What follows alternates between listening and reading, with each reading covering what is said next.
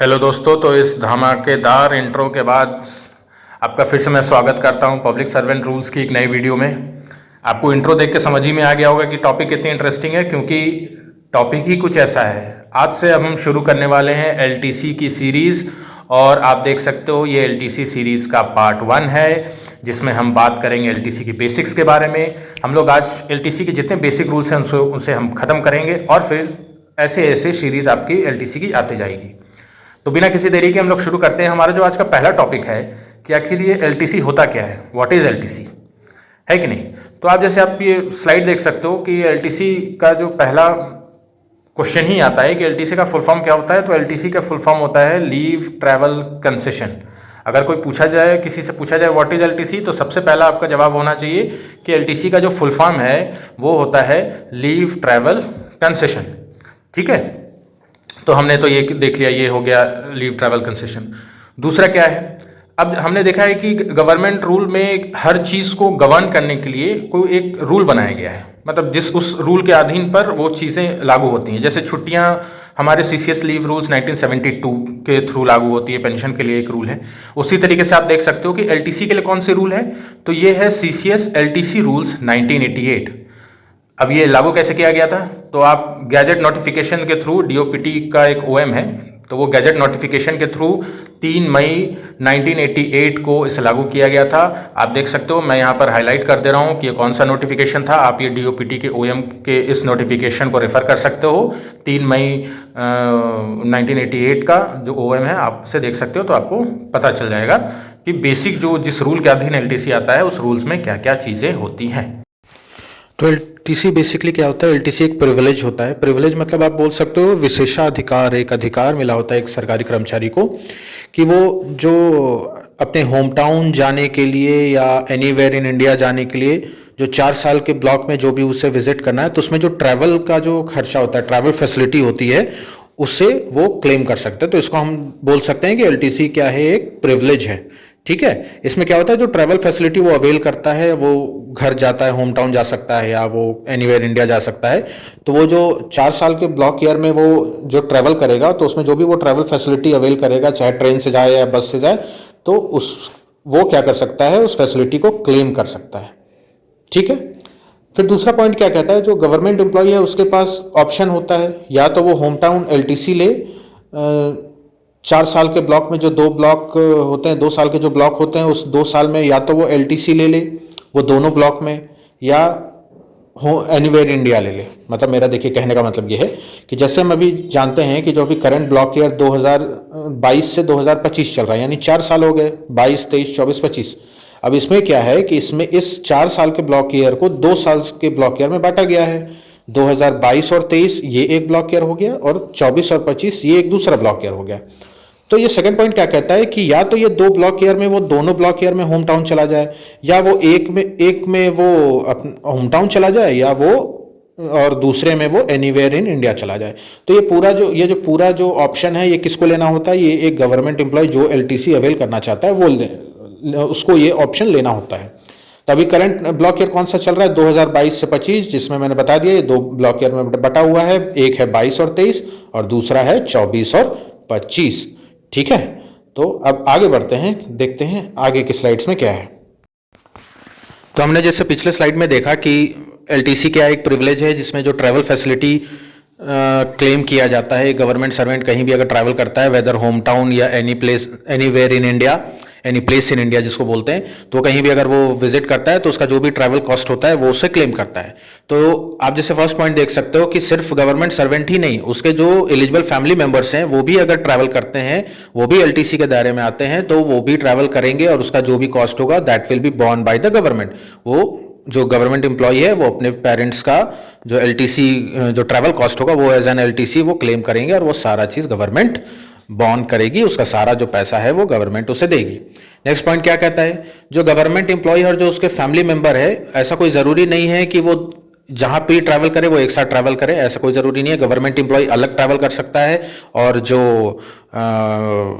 Father and mother हैं या जो भी उनके एलिजिबल फैमिली मेंबर है वो अलग ग्रुप में ट्रैवल कर सकते हैं। मतलब ऐसा नहीं है कि अगर government employee home town LTC अभी ले रहा है तो उस क्योंकि वो एक ही बार ले पाएगा, यही एक एलटीसी में उसे अपने पेरेंट्स को भी ट्रैवल कराना है, ऐसा नहीं है।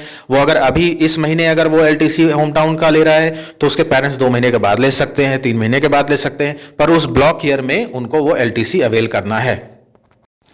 अब लास्ट का जो पॉइंट है कि they may visit different places of their choices while availing any place in India LTC. अब देखिए बहुत इंटरेस्टिंग टॉपिक है।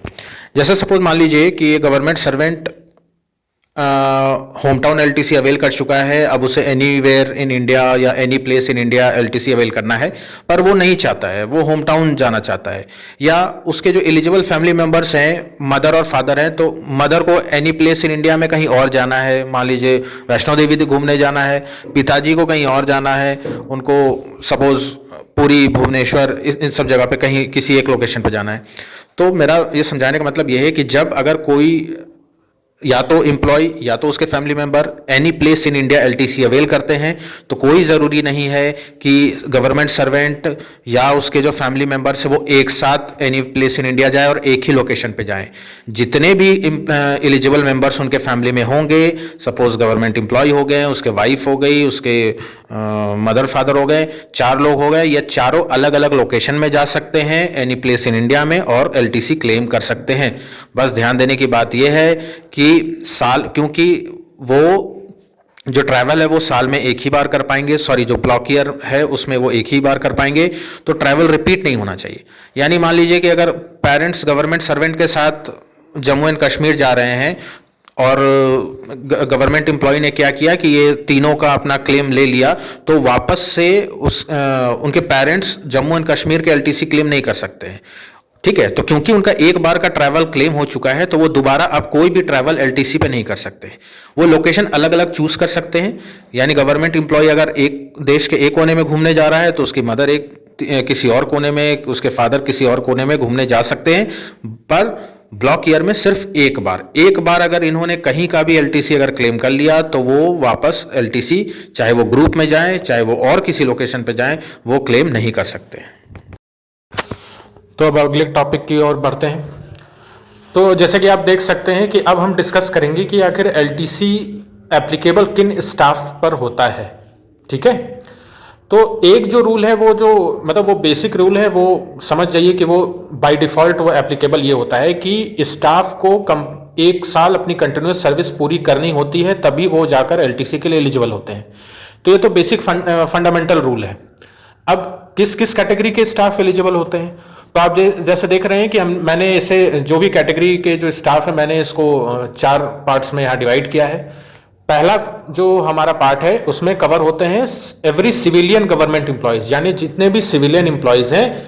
अब मैंने यहाँ पर सिविलियन एम्प्लॉयज लिख दिया, मतलब इसमें आप जितने विभाग के जो भी कर्मचारी है वो सभी इसके अंतर्गत आ जाते हैं। इसमें सैन्य बल नहीं आएंगे, जो भी डिफेंस स्टाफ है वो नहीं आएंगे। ध्यान देने की बात यह है कि हाँ, अगर डिफेंस में जैसे कि मैं यहाँ पर आपको मैं मेंशन कर दूं कि सिविलियन स्टाफ तो सभी हो गए नॉर्मल, ठीक है। खासकर मिनिस्ट्री ऑफ डिफेंस में अगर कोई सिविलियन स्टाफ हैं तो वो भी इसके अंतर्गत आते हैं। अब मैं क्यों इस पॉइंट को स्पेसिफिकली बता रहा हूँ, क्योंकि हमने देखा है कि जो डिफेंस पर हमारे सारे सीसीएस सीसीएस के कोई भी रूल्स ऐसे ही लागू नहीं होते हैं। ठीक है, वो किन पे लागू होते हैं, तो डिफेंस में जो सिविलियन काम कर रहे होते हैं उन पे भी लागू होते हैं। तो उसी तरीके से जो हमारा ये जो एलटीसी है ये भी किस पे लागू होता है, सारे सिविलियन गवर्नमेंट एम्प्लॉइज, और इसमें डिफेंस भी आता है। तो अगर कोई डिफेंस के स्टाफ है जो सिविलियन स्टाफ है वो सोल्जर नहीं है तो उन पे भी लागू होगा। दूसरा ये क्या है, जो स्टेट गवर्नमेंट के एम्प्लॉय हैं वो अगर सेंट्रल गवर्नमेंट ऑफिस में डेपुटेशन में पोस्टेड हैं तो ये उस पर एप्लीकेबल होगा। तीसरा क्या है, जो कॉन्ट्रैक्ट बेसिस पे जो एम्प्लॉय काम करते हैं जिनकी एक सर्विस पूरी होने पर एक्सटेंशन होने वाली होती है। याद रखिएगा, जो कॉन्ट्रैक्ट पे हैं, ठीक है, जो कॉन्ट्रैक्ट पे हैं और उनकी जो 1 साल की जैसे टेन्योर होती है और उसे बार बार एक्सटेंड किया जाता है, तो वही कॉन्ट्रैक्ट एम्प्लॉय एलिजिबल होंगे जो एक्सटेंडेड पीरियड में हो रहे होंगे। जैसे जिनका 1 साल पूरा हो गया होगा और उनको नेक्स्ट एक्सटेंड करके 1 साल से ज्यादा के लिए अगर रखा जा रहा है तो वही एप्लीकेबल होंगे। ठीक है, तो जो कॉन्ट्रैक्ट स्टाफ जिनकी सर्विस 1 साल के बाद एक्सटेंड हुई है वो एलटीसी के लिए एलिजिबल है। ठीक है, फिर चौथे नंबर पे कौन है, तो जो री एम्प्लॉयड स्टाफ होते हैं जो रिटायरमेंट के बाद भी जो दोबारा से सर्विस में काम कर रहे होते हैं, उन पर भी सीसीएस एलटीसी रूल लागू होता है। अब तो ये तो हमने देख लिया था कि लागू किस पे होता है, अब किस पे लागू नहीं होता है, तो यहाँ पर देख लिया। ऐसे मैंने 7 पॉइंट्स में इसको डिवाइड किया है। जो पहला पॉइंट है जो कहता है कि जो भी एम्प्लॉय जो होल टाइम एम्प्लॉयमेंट में नहीं है, मतलब पार्ट टाइम काम कर रहे हैं, फुल टाइम काम नहीं कर रहे हैं डिपार्टमेंट में, उस पर ये एलटीसी की रूल्स लागू नहीं होती है। ठीक है ना। इसमें जैसे आपके आ जाएंगे डेली वेजेस वाले भी, देखिए जो 2 नंबर पे मैंने लिखा है casual and daily rated employees. तो जो कैजुअल एम्प्लॉयज होते हैं, जो परमानेंट नहीं होते हैं, बस उन्हें काम के लिए रखा जाता है, काम होने पर उन्हें छोड़ दिया जाता है, मतलब फिर उन्हें निकाला जाता है, सर्विस उनकी खत्म हो जाती है। या फिर जो डेली वेजेस में काम करते हैं, ठीक है, तो वो सब हो सकते हैं। फिर जो यहाँ तीसरा आप देख रहे हैं, जो ऐसे लोग जिनको कंटीजेंसी से पेमेंट दिया जाता है, जैसे इसका बेसिक एग्जांपल जो मैं यहाँ लिख रहा हूं, जैसे बेसिक एग्जांपल है जो भी स्टाफ फॉरेन सर्विस में होते हैं। तो फॉरेन सर्विस का मतलब क्या था, अगर आपने मेरा FRSR की जो फर्स्ट पार्ट की जो वीडियो देखी हो, तो उसमें मैंने फॉरेन सर्विस का मतलब बताया था। फॉरेन सर्विस में वो स्टाफ होते हैं जिनका पेमेंट कंटीजेंसी से दिया जाता है, मीन्स कंसोलिडेटेड पे ऑफ स्टेट यूनियन टेरिटरी से नहीं दिया जाता। ठीक है, तो ऐसे स्टाफ अगर हैं तो वो भी एप्लीकेबल नहीं होते हैं। चौथा क्या है, रेलवे सर्वेंट्स। अब देखिए यहां पर मैंने 3 स्टार मार्क रेलवे सर्वेंट्स पे दिया है, क्योंकि इसमें कंडीशंस एप्लीकेबल हैं। ठीक है, कि इसमें जब हम लोग आगे की वीडियो में मैं आपको बता दूंगा कि ये कंडीशंस क्या हैं, आगे के पॉइंट में हम शेयर करेंगे। अब मैंने जो लास्ट वीडियो में आपको बताया था कि ये सिर्फ सिविलियन पर एप्लीकेबल होता है, तो आप देख सकते हो 5वां नंबर क्या कहता है कि ये आर्म्ड फोर्सेस के मेंबर पर एप्लीकेबल नहीं होता, यानी कोई भी जो ये होते हैं सोल्जर होते हैं उस पर लागू नहीं होता है। छठा क्या है, local recruits in Indian missions abroad, यानी अगर हमारे देश के बाहर कोई हमारी एम्बेसी है, वहां पर अगर वहां के कोई लोकल लोग अगर मतलब सिलेक्टेड हैं तो उस पर भी लागू नहीं होता है। 7वां में क्या बोला गया है कि ऐसी कोई भी एलटीसी से मिलता जुलता अगर कोई भी फैसिलिटी अगर किसी स्टाफ को मिल रहा है तो उन पर भी ये लागू नहीं होगा। जैसे आप देख सकते हो कि बहुत सारे PSU बैंक्स में LTA दिया जाता है। ठीक है, तो LTA अगर इनको दिया जाता है तो उन पर भी LTC लागू नहीं होता है। जैसे आप देख सकते हो कि अगर PSU में कोई सरकारी कंपनी है, बैंक्स हैं, उसमें लीव ट्रैवल अलाउंस दिया जाता है तो उस पर भी LTC लागू नहीं होता है। तो ये स्लाइड में मैंने क्लियर कर दिया कि किस में होता है और किस पर LTC लागू नहीं होता है। अब जैसे मैंने बात की थी कि रेलवे स्टाफ पर लागू होता है, पर उसमें कंडीशंस के साथ होता है। तो ये कंडीशन देखिए इस प्रकार है। पहला पॉइंट क्या कहता है कि जो रेलवे सर्वेंट्स होते हैं उनको सिर्फ ऑल इंडिया LTC अलाउड है, वो भी ऑप्शनल है, वो उनके मन पर है। उनको अगर वो लेना है, ऑल इंडिया LTC लेना है तो वो ले सकते हैं। इनको होम टाउन LTC अलाउड नहीं है। ठीक है, फिर से मैं बता दूं, इनको होम टाउन LTC अलाउड नहीं है, ये ऑल इंडिया LTC ले सकते हैं क्योंकि इनको प्रिविलेज पासेस मिली होती हैं, रेलवे पासेस मिली होती हैं। ठीक है, घर जाने के लिए या कहीं भी ट्रैवल करने के लिए। तो अब अगर इनको LTC लेना है तो उसके लिए क्या करना है, दूसरा स्टेप क्या है, तो जो इनको पासेस मिली होती है ना, जिसको हम लोग प्रिविलेज पास बोलते हैं, वो इनको सरेंडर करना होता है। ठीक है, तो अब इसमें देखिए मैंने नोट पर भी लिख दिया है कि अगर दोनों हस्बैंड वाइफ अगर रेलवे सर्वेंट है तो दोनों को प्रिविलेज पास सरेंडर करना होगा। और सरेंडर करने के बाद इनको एक PPSC सर्टिफिकेट मिलता है जिसे हम कहते हैं प्रिविलेज पास सरेंडर सर्टिफिकेट। ये जो पास ग्रांट करते हैं रेलवे में, वही अथॉरिटी इन्हें ये सर्टिफिकेट प्रोवाइड करेगी। ठीक है, तीसरा क्या कहता है, कोई भी अगर उस साल में उन्होंने अगर कोई भी पास अवेल कर लिया है तो उस साल वो LTC अवेल नहीं कर सकते हैं। ठीक है, तो ये वो कंडीशंस थी जो कि एक रेलवे सर्वेंट के लिए जरूरी होता है कि ये इसी कंडीशन को पास करेंगे तभी वो LTC अवेल कर सकते हैं, वो भी ऑल इंडिया LTC। तो मैं होपफुल हूं कि आपको अभी तक सारी बातें समझ में आ रही होंगी। तो आगे बढ़ते हैं। हमने पहले डिस्कस किया था कि LTC एक गवर्नमेंट एम्प्लॉय ले सकता है और वो जो उसके एलिजिबल फैमिली मेंबर्स है वो ले सकते हैं। तो भाई अब ये जानते हैं कि LTC में फैमिली का मतलब क्या होता है, ऐसे कौन कौन से लोग होते हैं फैमिली में जो कि आपके LTC के लिए एलिजिबल है। तो मैंने उसको देखिए जैसे 6 पॉइंट में इसको यहाँ भी बांटा है। ठीक है, मैंने इसको शॉर्ट करने की कोशिश की है कि जिससे कि आपको क्लियर हो जाए। पहला देखिए क्या है, जो गवर्नमेंट सर्वेंट की वाइफ या हस्बैंड और उसके 2 बच्चे ये क्या होते हैं, ये फैमिली के डेफिनेशन में आते हैं फर्स्ट नंबर पे। ठीक है, इसमें वही क्लॉज वो भी लागू होगा कि अगर फर्स्ट बर्थ में 2 बच्चे हो जाते हैं तो बस उतने ही एलटीसी के लिए एलिजिबल होंगे, उसके बाद अगर के जो बच्चे होंगे वो एलिजिबल नहीं होंगे। पर अगर सेकेंड बर्थ में मल्टीपल बर्थ हो जाता है तो वो तीनों बच्चे एलटीसी के लिए एलिजिबल हो जाएंगे। ठीक है, तो यहाँ पर मैं लिख भी देता हूँ इसमें। अच्छा, एक चीज़ और है, इसमें इंक्लूड कौन होता है, इसमें स्टेप चिल्ड्रंस भी इंक्लूड होते हैं। ठीक है, इसमें आपको ध्यान देना है कि इसमें स्टेप चिल्ड्रंस भी क्या होते हैं, इंक्लूड होते हैं। ठीक है, तो गवर्नमेंट सर्वेंट हो गए, उनके वाइफ या हस्बैंड और उनके 2 बच्चे इंक्लूडिंग स्टेप चिल्ड्रंस। अगर फर्स्ट बर्थ में 2 बच्चे हो जाते हैं तो बस वही 2 बच्चे एलिजिबल होंगे। अगर फर्स्ट बर्थ में सिंगल बच्चे होते हैं और उसके बाद वाले बर्थ में मल्टीपल बर्थ होते हैं तो वो सारे बच्चे एलटीसी के लिए कवर होंगे। ठीक है, दूसरे नंबर पे क्या है, डॉटर के लिए क्या कहा गया है। तो अगर कोई डॉटर है जो डाइवोर्स्ड है या अबेंडेंट है, उसे उसके फैमिली ने छोड़ दिया है, या विडो डॉटर है, तो वो भी क्या होता है, एलटीसी के लिए एलिजिबल हो जाते हैं। तीसरा क्या क्या होता है, जो पेरेंट्स होते हैं चाहे वो स्टेप पेरेंट्स क्यों ना हो, वो भी एलटीसी के लिए फैमिली के डिफिनेशन में आते हैं। तो ये तो चीज़ें चलिए अभी शॉर्ट आउट हो गया कि पेरेंट्स हो गए, चिल्ड्रंस हो गए, वाइफ हो गए। ब्रदर और सिस्टर के लिए क्या नॉर्म्स है, तो जो अनमैरिड माइनर ब्रदर तो जो अनमैरिड माइनर ब्रदर होते हैं, जो माइनर ब्रदर मतलब जो 18 ईयर्स से जिनकी उम्र कम होती है, तो वो एलिजिबल हो जाते हैं एलटीसी के लिए। ठीक है, फिर डाइवोर्स अबेंडेंट विडो सिस्टर, अगर सिस्टर डाइवोर्स्ड है या अबेंडेंट है, उससे भी उनके फैमिली वालों ने छोड़ दिया, उसके हस्बैंड ने अगर छोड़ दिया है, ठीक है, और वो विडो अगर है तब भी वो एलिजिबल होते हैं। बट इसमें एक देखिए क्लॉज ये है कि ये ब्रदर और सिस्टर तभी डिपेंडेंट होंगे जब जो आपके पेरेंट्स है वो आप पर डिपेंडेंट हो। अगर आपके पेरेंट्स आप पर डिपेंडेंट नहीं है तो ये ब्रदर सिस्टर भी आप पर डिपेंडेंट नहीं होंगे। अब पेरेंट्स का डिपेंडेंट का क्लॉज क्या है, तो वो हम लोगों ने पहले भी देखा हुआ है कि अगर किसी की इनकम 9,000 से ज़्यादा है इंक्लूडिंग डीआर, ठीक है, अगर इनकम 9,000 रुपीज़ प्लस डीआर, उससे अगर ज़्यादा इनकम है तो वो डिपेंडेंट नहीं कहलाते हैं।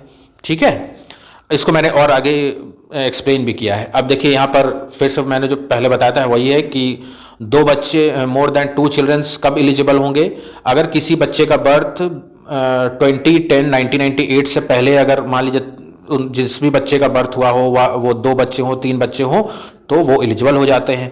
ठीक है, और फिर जो दूसरा क्लॉज वही है कि अगर सेकेंड बर्थ में मल्टीपल बर्थ हो जाता है, वो 2 से ज़्यादा बच्चे अब कहलाएंगे। सपोज पहले बर्थ में 1 थे और दूसरे बर्थ में ट्विंस हो गए, तो अब टोटल 3 बच्चे हो गए, तो वो तीनों क्या होंगे, आपके एलटीसी में कवर्ड होंगे। बट फर्स्ट बर्थ में अगर मल्टीपल होते हैं तो सिर्फ वही 2 बच्चे कवर्ड होंगे। उसके बाद अगर कोई बर्थ से कोई बच्चा होता है तो वो एलटीसी में कवर नहीं होता है। ठीक है, वाइफ के केस में क्या है, तो फैमिली की डिफिनेशन में सिर्फ 1 वाइफ ही रखा गया है। ठीक है, 1 वाइफ ही कंसिडर्ड होते हैं as a family member for LTC. पर अगर गवर्नमेंट सर्वेंट के 2 लीगली वेडेड वाइफ है और जो सेकंड मैरिज हुआ है वो गवर्नमेंट के परमिशन से हुआ है, तब जाकर वो सेकंड वाइफ को भी फैमिली में इनरोल किया जाता है। जैसे बहुत होता है, जैसे कुछ आप रिलीजन में देख लो कि उनके स्पेशल एक्ट के तहत तो वो 1 से ज़्यादा वाइफ रख सकते हैं। तो अगर वो लीगली वेडेड वाइफ है और आप जो गवर्नमेंट से परमिशन लिया हुआ है तो वो सेकंड वाइफ भी एलटीसी के लिए एलिजिबल है। फिर इसके बाद क्या है, हाँ, एक धारणा ये है कि फैमिली को गवर्नमेंट सर्वेंट के साथ रहना कंपलसरी नहीं है। वो कोई ये ऐसा कोई ज़रूरी नहीं है कि गवर्नमेंट का जो फैमिली मेंबर है वो गवर्नमेंट सर्वेंट का जो फैमिली मेंबर है वो गवर्नमेंट सर्वेंट के साथ ही रहेंगे तभी वो एलटीसी ले सकते हैं। दूसरा जो मैंने बता दिया, हाँ, दूसरा जो मैंने यहाँ पर जो हाईलाइट किया है कि सिस्टर, तो अगर सिस्टर डाइवोर्सी है, अबेंडेंट है, सेपरेटेड है, वो तो एलटीसी में कवर हो सकते हैं, बट सिस्टर के चिल्ड्रन नहीं हो सकते हैं। ठीक है, फैमिली में। अब तीसरा क्लॉज क्या है, जो मैंने पिछले भी स्लाइड में भी आपको बताया था कि भाई डिपेंडेंट किसको बोला जाता है, तो जो भी फैमिली का मेंबर जिसका इनकम 9,000 प्लस जो भी डीआर का रेट चल रहा हो, जैसे भी 53% रेट चल रहा है, तो अगर इससे इनकम एक्सीड हो जाती है तो वो डिपेंडेंट नहीं कहलाते हैं। ठीक है, जैसे minimum amount of family pension government ने प्रिस्क्राइब कर रखा है 9,000, तो पेंशन 9,000 प्लस डीआर मिलती है। उससे ज़्यादा अगर किसी को मिल रही है तो वो फैमिली मेंबर नहीं कहलाते हैं। ठीक है, और लास्ट का जो पॉइंट है और वाइफ और हस्बैंड में कोई भी डिपेंडेंसी का क्लॉज एप्लीकेबल नहीं होता, यानी इनके लिए वो ज़रूरी नहीं होता है कि उनकी इनकम कितनी है, इन्हें एलटीसी के लिए एक सिंगल यूनिट ट्रीट किया जाता है। तो आज के इस वीडियो में इतना ही, फिर मिलेंगे एलटीसी के सेकंड पार्ट में। होपफुली मुझे लगता है कि आज की वीडियो बहुत ही इंटरेस्टिंग होगी, यूजफुल होगी, बने रहिएगा मेरे साथ। धन्यवाद।